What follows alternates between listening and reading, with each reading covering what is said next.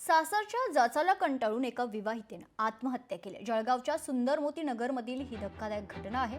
लग्नाच्या केवळ 4 महिन्यातच विवाहितेनं हे टोकाचं पाऊल उचलले। सासरच्या लोकांकडून मानसिक शारीरिक छळ केल्याचा आरोप केला जातोय, तर पैशांची देखील मागणी केल्याचा आरोप नातेवाईकांनी केलाय। आरोपींना खरं तर अटक होईपर्यंत मृतदेह देण्यास नातेवाईकांनी नकार दिलाय।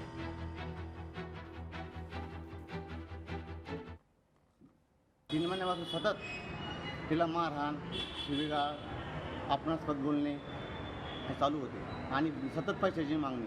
तरी आमच्या परीने आम्ही 8 ते 10 लाख रुपये त्यांना दिलेले त्यांच्या धंदा उभा करण्यासाठी। आणि तरी मग आम्हाला काल 6:30 वाजता फोन आला, तिने आत्महत्या केली।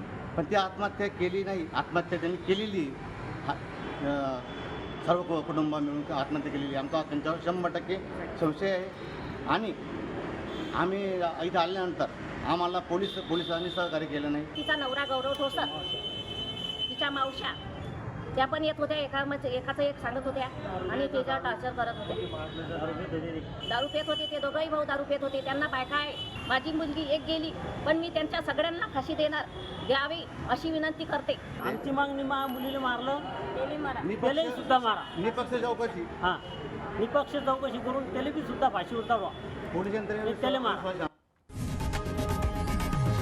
लोकशाही मराठी ऐका, पहा, जागरूक रहा।